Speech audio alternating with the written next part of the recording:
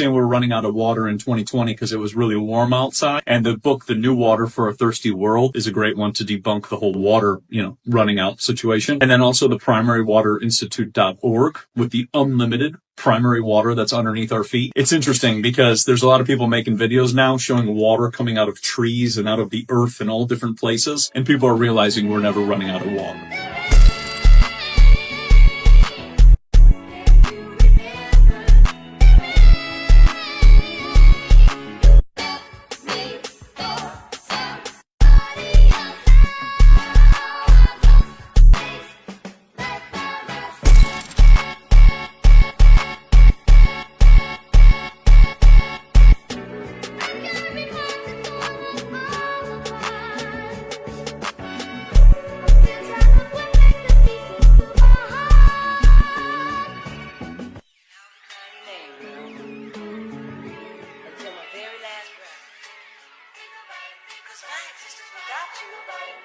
Ain't nothing but a living death.